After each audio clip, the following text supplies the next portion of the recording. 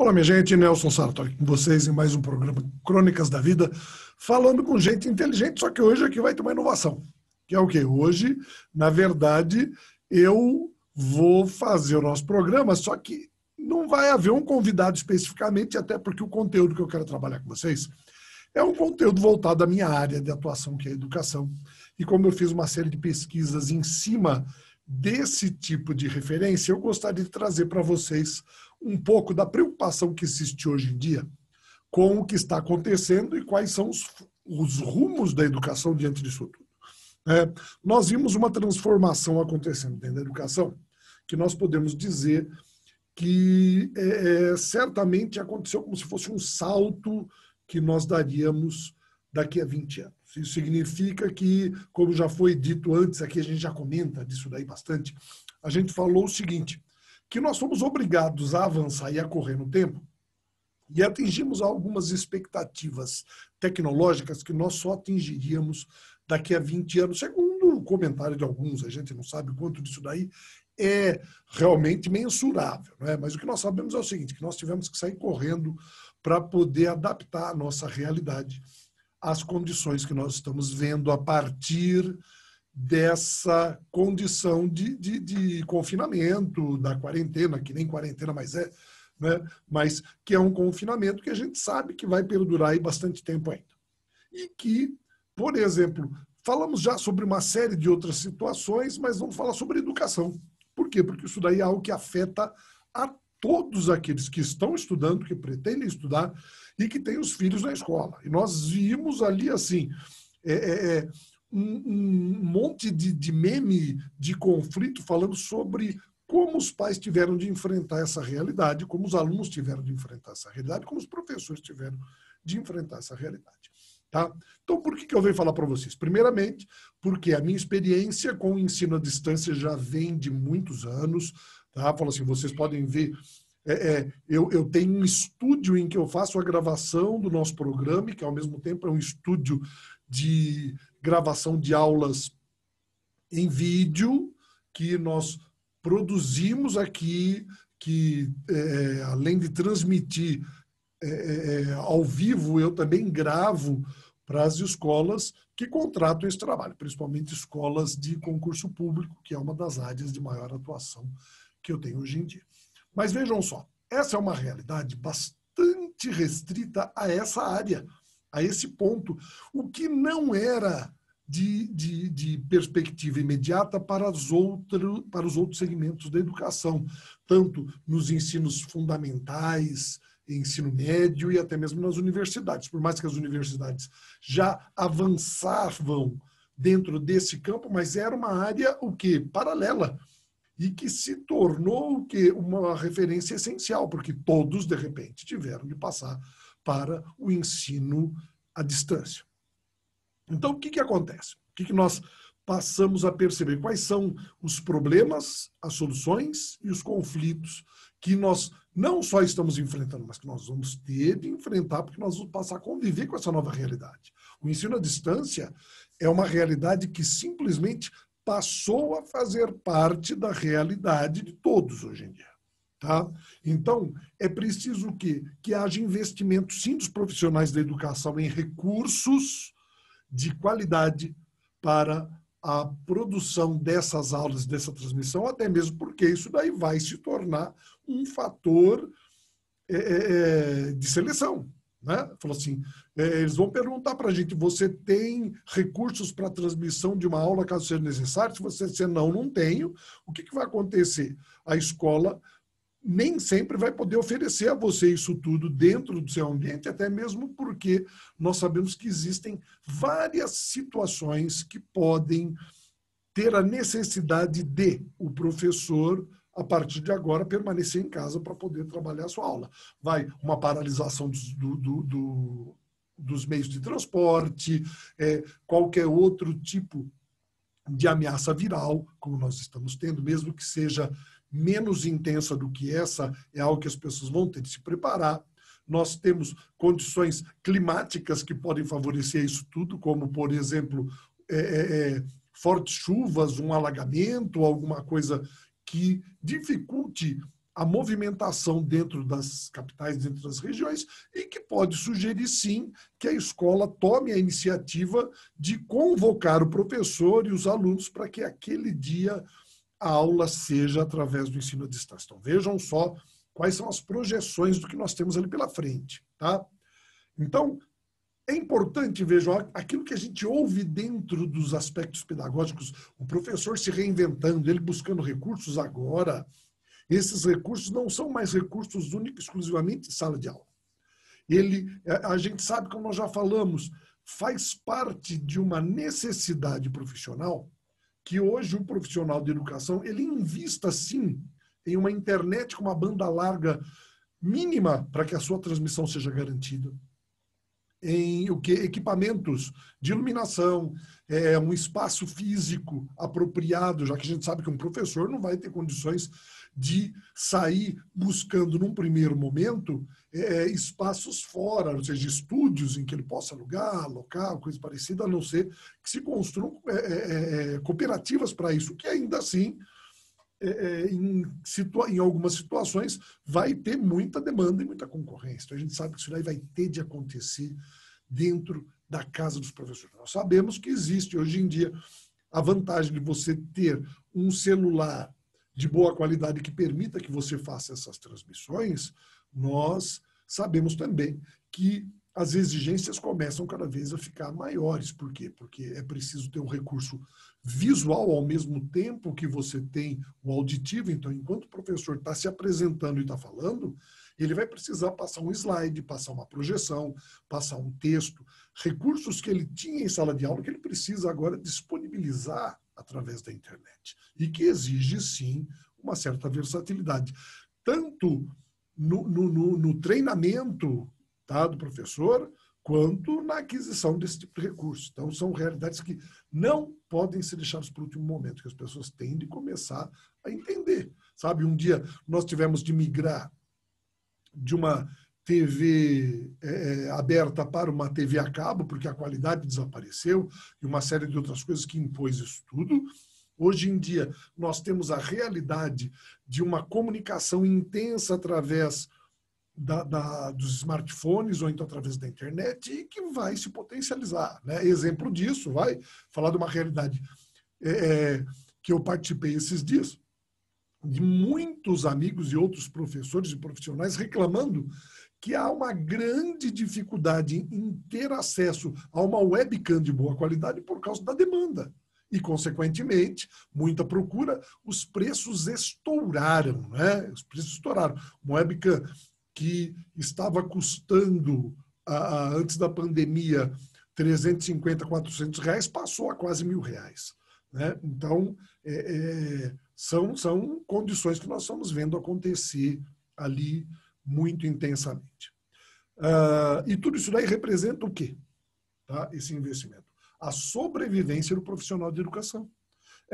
Nós já vimos isso daí acontecer. Hoje em dia, as entrevistas para emprego estão acontecendo assim. Né? Antes, havia o quê? Sistemas remotos de contratação em que o profissional da educação, por exemplo, ele tinha de entrar no site, preencher formulários, responder uma série de questões, até mesmo para fazer a avaliação comportamental, né? Ou seja, selecionar o professor a partir do seu perfil comportamental, tá? O que é importante que a gente entenda que é apenas uma ferramenta. A partir do momento que as pessoas passam a acreditar que apenas a análise do perfil comportamental é capaz de dar a você a seleção do comportamento humano, isso daí fica falho, porque outra coisa que nós ainda falaremos é o seguinte: toda análise comportamental ela não determina absolutamente o comportamento do indivíduo, até mesmo porque nós temos o quê? Uma versatilidade muito grande. Quando eu falo disso, eu estou dizendo a vocês, por exemplo, que eu posso ter uma característica momentânea de uma personalidade mais sanguínea, mais ativa, tá? Mas em dado momento eu preciso recorrer a um comportamento um pouco mais ativo né, mais colérico, em que a ação é mais importante, tá? Assim, um professor, ele precisa ter um comportamento sanguíneo, extrovertido, comunicativo. Mas há momentos em que a ação é importante, então ele vai passar a substituir aquela atitude momentaneamente sanguínea por uma mais vai de guerra, né? Vamos dizer assim, em que a cólera o impulsiona a ação da mesma maneira como dentro das relações há momento em que ele precisa ser um pouco mais reflexivo e dentro dessa perspectiva ele assume um comportamento mais fleumático, um comportamento mais observador, um comportamento mais calculista, tá? Mais calculista. E também a gente não pode deixar de lado e não perceber o momento em que nós temos uma relação mais emotiva, tá? Mais emotivo, em que nossas ações elas são mais melancólicas, elas são mais voltadas ao comportamento emotivo, sentimental. Tá? Eu estou falando do quê? Dos 4 comportamentos básicos, né? O sanguíneo, o colérico, o fleumático e o emotivo, né? Então, são coisas o quê? Que avançaram bastante na linha de avaliação, né, na contratação de uma pessoa, mas que não é exclusiva. Então, eu não posso, por exemplo, hoje em dia, dedicar toda a forma de contratação a um sistema de análise comportamental mecânica. Eu vou precisar o quê? Fazer entrevistas online, em que as pessoas vejam, em que eu converse, em que eu fale quase como eu estou fazendo aqui com vocês. Tá? Em que a pessoa veja a minha expressão, veja a minha comunicação, e ao mesmo tempo observe o ambiente em que eu estou para poder transmitir a minha aula. São coisas que vão ser observadas como a sobrevivência profissional. Esse é o futuro da educação, que pode não ser exclusivamente, a gente sabe que a educação não vai desaparecer, que a sala de aula presencial vai ser algo presente, porque é uma das formas mais eficientes de desenvolvimento da educação na relação social de professor e aluno e entre todos dentro de uma comunidade educacional. Mas nós sabemos que esses recursos vão passar a fazer parte e nós teremos o quê? Associações de estruturas mistas, bem provavelmente, em algumas instituições, como nós já temos. Universidades, que ao mesmo tempo em que a aula é presencial, ela está sendo transmitida a outros estados, a outros alunos que não podem estar presencialmente. Tá? Isso atendendo a necessidades, por exemplo, especiais de alunos que não possam estar presentes por uma série de razões, por uma doença, por uma enfermidade, por uma deficiência física que o impede de ir até o ambiente, mas a partir de agora ele pode participar, tá? Telepresencialmente, ou seja, em que ele vai poder participar fazendo questionamentos, ele vai poder participar da aula, só que não na presença física e sim online. São realidades que todos temos de entender que a partir desse momento farão parte dessa estrutura, tá? E outra coisa, e aí entra um outro ponto muito importante, que nós vimos que foram os conflitos, tá, de você ter um processo de educação acontecendo dentro de casa. E a gente vê isso daí em todos os níveis, tanto daqueles que estão estudando e que têm preferência pela dinâmica da educação presencial, ou seja, dentro de uma sala de aula, e que tiveram de se adaptar à realidade da aula virtual. E isso daí gerou uma dificuldade muito grande. Por que gerou? Porque muitas vezes o aluno tinha de se dispor, se predispor a essa aula de ensino à distância em uma condição emergencial em que o educador, aquele que estava do outro lado, também não estava preparado para fazer isso. Então, em condições o quê? Precárias, emergenciais e que automaticamente careciam de todos os recursos motivacionais que uma aula precisa ter, né? Que uma aula precisa ter. Então, o treinamento do professor, o preparo dele para que isso daí acontecesse, são coisas importantíssimas. Tá? E nós vimos até o que em piadas acontecendo, que de pais com fortes conflitos, porque para que a educação dos seus filhos mais jovens, principalmente, acontecesse, era preciso que eles estivessem presentes durante o momento da aula. E aí, uma série de conflitos. O pai não estava preparado para isso, ele não tem preparo pedagógico, por mais que ele ame o filho dele, ele não tem um preparo para acompanhar, para dar assistência, para resolver as questões que a que o aluno era exposto, não é? E a gente viu muita piada e muita coisa assim que reflete a verdade.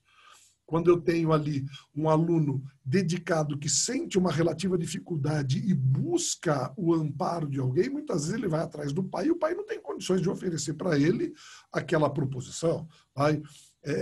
Isso daí falando em todas as áreas. Uma questão de linguagem que o pai não está preparado, uma questão de biologia, de química, seja lá o que fosse.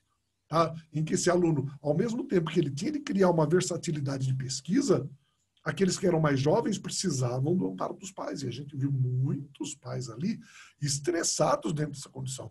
Isso sem levar em conta a educação feita com o ensino básico, não é? Com as escolas de ensino fundamental, que tinham alunos muito novos, tendo de submeter uma situação de disciplina, que essa relação virtual, ela exige disciplina para que o ensino aconteça, porque eu tenho que ter dedicação pessoal. Vejam, aquilo que é contornado e driblado dentro de uma sala de aula, já que o aluno é conduzido até a sala de aula pelo pai, o pai o deixa lá e vai embora, e o professor tem que lidar com isso. Agora não. Agora o professor estava o quê? Lá se debatendo para criar as condições para que a sua aula acontecesse, mas o pai tinha de estar presente junto do filho para que esse processo de educação acontecesse com ele.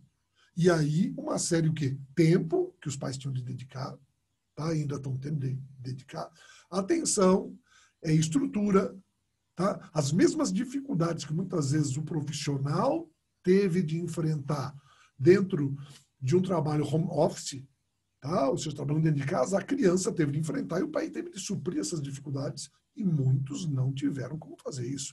Então, é uma preocupação que vai ter de acontecer, sim. Tá? Eu tomo como exemplo para vocês algumas escolas, não vou citar o nome aqui, mas, por exemplo, curso preparatório para vestibular, e a gente sabe que acontece o quê?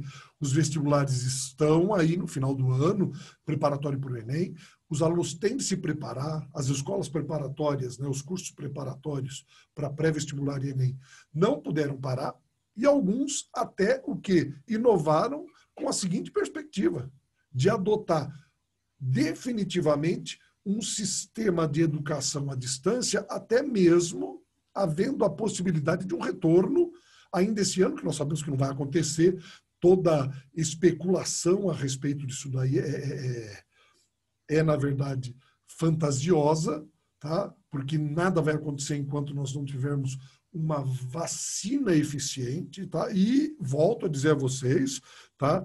Pode parecer até uma perspectiva pouco animadora, mas não vejo condições de as escolas iniciarem o ano de 2021 já com alunos em sala de aula, tá? Ou seja, uma estrutura absoluta acontecendo. Por quê? Simplesmente porque, enquanto não houver uma solução definitiva, é muito difícil um pai, tá, permitir que seu filho vá até a escola se expor dentro de um convívio social que pode adoecer e adoecer a família.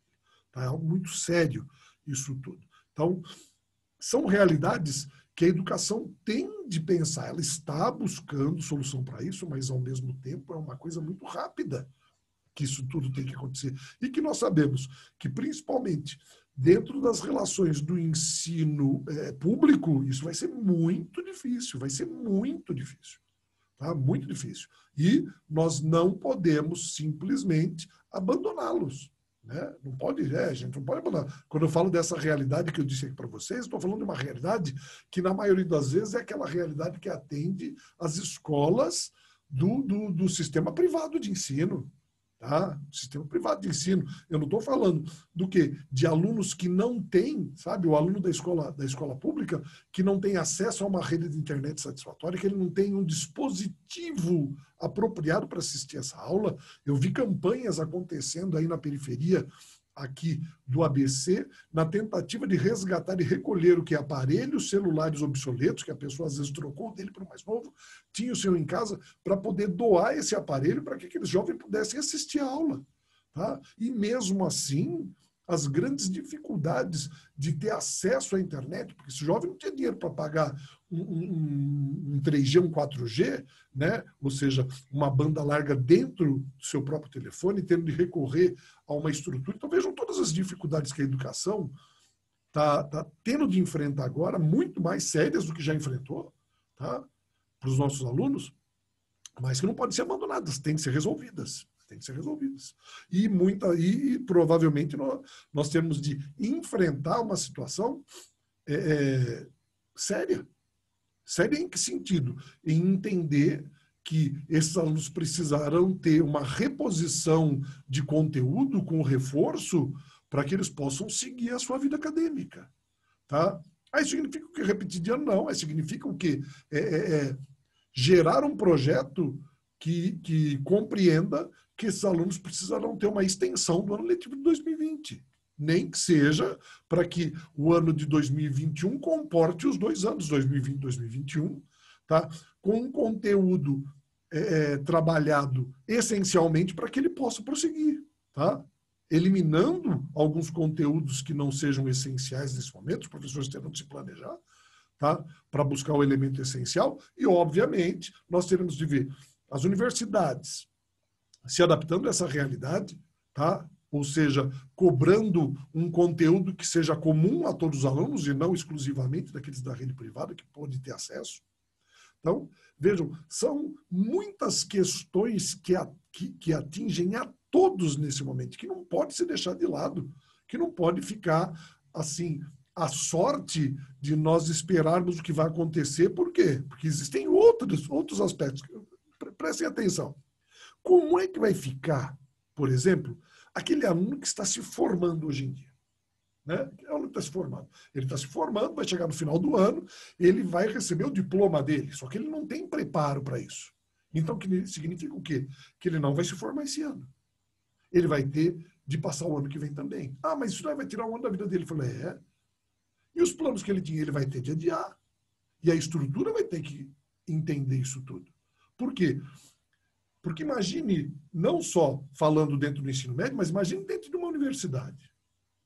Você que hoje está se formando dentro da sua universidade, tá? Dentro da sua faculdade. Esse daqui é o seu último ano, é o ano de sua formatura. E o que vai acontecer?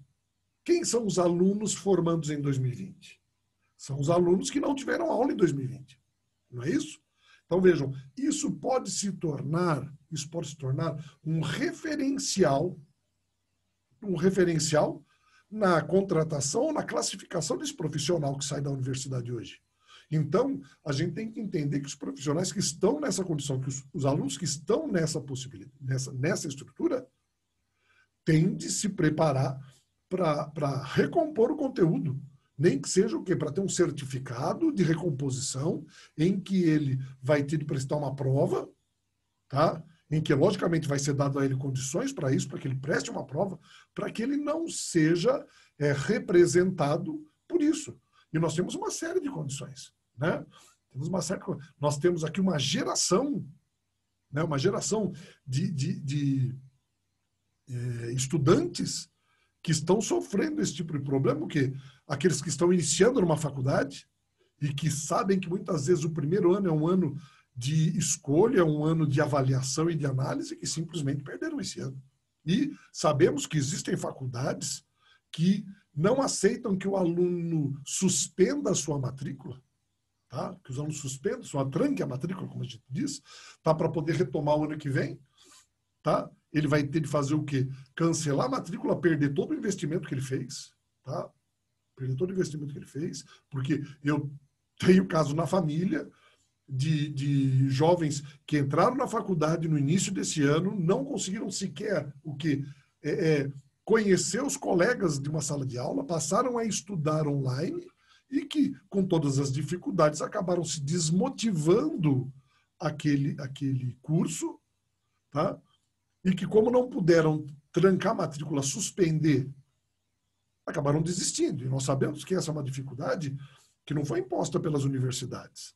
Da mesma maneira, a universidade não pode simplesmente fechar suas portas e sobreviver um ano sem nenhum tipo de investimento, né? Ela sobrevive da mensalidade paga pelos alunos, então ela não poderia fazer isso. Tá? Algumas tiveram, sim, a perspectiva de fazer o quê? Redução dos seus custos e transferência dessa redução para a mensalidade dos alunos, dando descontos. Vejam, não cabe a mim, pelo menos, julgar quem fez certo, quem fez errado, porque a gente não tem acesso a valores e às despesas, mas nós sabemos que todos estão passando por dificuldades muito grandes e que essas dificuldades não vão encerrar pura e simplesmente com o término da pandemia. Né? Então, eu acho que é importante nessa hora, e aí eu chamo a atenção para o título desse nosso programa, que são as Crônicas da Vida, estamos falando da nossa vida, e falando com gente inteligente, eu estou falando aqui com você. Tá? Cada um de vocês que está ouvindo o programa, que assiste a projeção no YouTube desse nosso programa, tá? E que precisa começar a pensar nisso. Precisa sim. Falou, não pode deixar as coisas dessa maneira. Falou assim, dessa maneira que eu digo assim, o que vai acontecer e o que eu posso fazer. Tá? Falou assim, eu não faço nada e deixo que a situação se resolva. Para quê? Para depois atribuir responsabilidade a órgãos públicos, ao governo, ao Estado, aos professores. Não.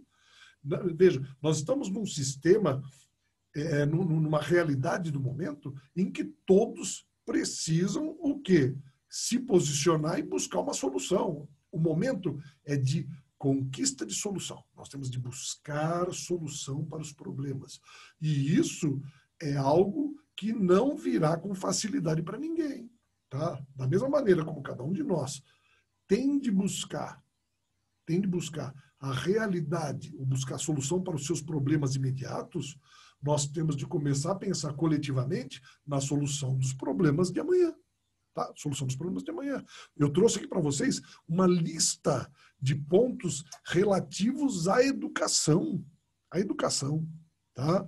Que é o quê? É uma preocupação que nós não podemos deixar de lado. Nós não podemos deixar de lado. Nós vimos soluções criativas para uma série de coisas. E não fica longe disso daí, tá? Não ficam longe desse tipo de iniciativa de solução criativa, professores, escolas e alunos. Não, todos criando, transformando, fazendo coisas fantásticas acontecendo. O que a gente não pode simplesmente deixar o discurso do chamado novo normal, né? Pessoal, não existe normalidade em nada. O que existe são o quê? Os fragmentos e os momentos que nós estamos vivendo. Essa realidade agora é uma realidade que tem que ser o quê? Absorvida e trabalhada. Tá? Ela tem que ser superada em suas dificuldades na medida em que isso é possível, E nós sabemos que existem pessoas cuja preocupação básica nesse momento, maior do que todos, é o quê? Sobrevivência, alimentação. Tá? Nós já falamos disso. E eu digo isso por quê? Porque eu vi muitas escolas, observando nos bairros, eu vi muitas escolas dedicadas à educação dos pequenos, tá? Como creches, como escolas de formação do ensino fundamental 1, tá? Em que os alunos estão sendo alfabetizados e que isso daí simplesmente se tornou impossível dentro do sistema de ensino à distância. E essas crianças estão fora do sistema. Sim. Tudo bem, ela é criança, ela ano que vem ela pode voltar sim, mas e as escolas que dependiam disso e que simplesmente desapareceram? E os pais? Será que todos os pais conseguiram manter os pagamentos com seu filho fora da escola? Tá? E essa é uma realidade que nós entendemos muito bem. Não? Falou assim, o pai não está tendo o trabalho que ele queria pagar por receber, ele não está recebendo exatamente aquilo que ele estava acostumado a receber, ele teve redução também, como muita gente teve, redução na sua jornada e, consequentemente, redução nos seus rendimentos, tá? E isso daí significou o quê? Que ele teve também de priorizar. E se, de repente, o meu filho não vai à escola, eu decido retirá-lo da escola para voltar no que vem. E essas escolas? Muitas não sobreviveram e não sobreviverão a isso que está acontecendo. Tá? Não. Nós veremos o quê? Que em determinado momento vai ser preciso que haja a construção de cooperativas de educação para que essas crianças possam voltar para a escola. Né? Isso, quando eu digo esse tipo de escola, veja, eu estou falando assim de um segmento, que é o segmento das escolas do sistema de ensino privado, tá? Em que eu vi muitas escolas que atendiam ao pai que precisava ir trabalhar e que deixava o seu filho ali o dia inteiro, que era através desse trabalho que ele podia sustentar a criança na escola e que, de repente, ele não teve mais a escola para poder deixar o filho. E ele teve de buscar alternativas para com quem deixaria essa criança. Com quem ele vai deixar essa criança? Ele teve que contratar uma boy, então ele teve que, muitas vezes, fazer a substituição de uma despesa por outra. Se eu tenho de contar com alguém, eu tenho de dar sustento a esse alguém que vai cuidar do meu filho. E assim muitos e muitos outros problemas que não podem ser esquecidos. São questões que devem ser trabalhadas, questões que nós devemos o quê? Ficar bastante atentos, porque elas não terminaram e não pararam. Esse programa não nasceu com a proposta de falar sobre os conflitos do momento, tá? Desse momento. Né, desse momento. Mas, como a proposta do programa é sobre as crônicas da vida, ou seja, em que nós debatemos, comentamos e nos posicionamos diante dos fatos que estão acontecendo à nossa volta, tá? E principalmente aqueles fatos o que vai isentos de uma perspectiva partidária, ideológica radical, em que nós podemos aqui sim manifestar todo tipo de opinião, porque estamos trabalhando dentro de um conceito livre de imprensa, tá? De imprensa livre, isso daí não pode em momento nenhum ser descartado, tá? Falou assim, mas a ideia é justamente que nós possamos falar sobre tudo o que acontece em nossas vidas, tá? Por isso que quando eu digo para vocês, Crônicas da Vida, falando com gente inteligente, uma dessas perspectivas e um desses espaços de gente inteligente com quem nós conversamos sempre são vocês. Tá? Vocês, Crônicas da Vida falando com gente inteligente, mesmo quando nós temos aqui o nosso entrevistado, nós temos sempre vocês como elemento importante que devem debater a respeito disso. Eu convido vocês a buscarem ali no meu canal do YouTube, tá? Nelson Sartori, Crônicas da Vida, o espaço para que vocês questionem, para que vocês falem, para que vocês entrem em contato, obviamente também através do Instagram, tá? O Instagram Nelson_Sartori é um espaço para vocês entrarem, Facebook, tá? Então existem todas as mídias, as redes sociais, em que nós podemos debater alguns assuntos e até aqueles que vocês acham são importantes. Por quê? É um espaço de entrevista, sim, mas é um espaço também de debate. É um espaço importante para que as pessoas possam se pronunciar.